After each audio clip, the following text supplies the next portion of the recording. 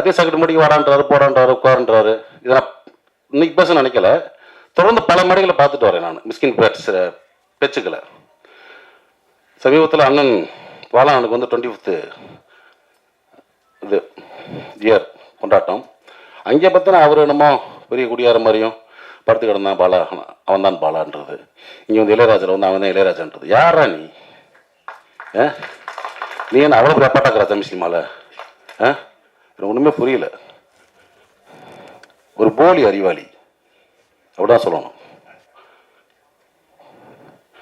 அதாவது அன்னைக்கு மேடையில் உட்காந்தவங்களாம் மிக திறமையான அற்புதமான நம்ம மண் சார்ந்த கதைகளை மட்டும் எடுத்து படம் பண்ணுற இயக்குநர்கள். அமீரன் ஆகட்டும், வெற்றிமான் சார் ஆகட்டும், ரஞ்சி சார் ஆகட்டும். படங்கள் வியாபாரிட்ட வந்து பர்கர் வியாபாரி உட்காரச்ச மாதிரி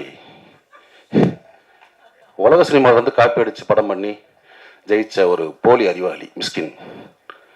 எதுக்கு இந்த மாதிரி ரொம்ப அநாகரிகமாக ஒரு மேடையில் வந்து ஒரு ஆணுறுப்பெல்லாம் சொல்லி பேசி ரொம்ப மனசு கஷ்டமாக இருந்துச்சு. ஏன்னா தமிழ் சினிமா இயக்குநர்களை நான் வந்து பெரிதும் மதிக்கக்கூடிய ஒரு கலைஞன். நான் எப்பயுமே ஒரு ஷூட்டிங் ஸ்பாட்டுக்கு போனாலும் சரி, இயக்குனர் என்ன சொல்கிறதோ அதை நான் வந்து அப்படியே கேட்டு நடிப்பேன்.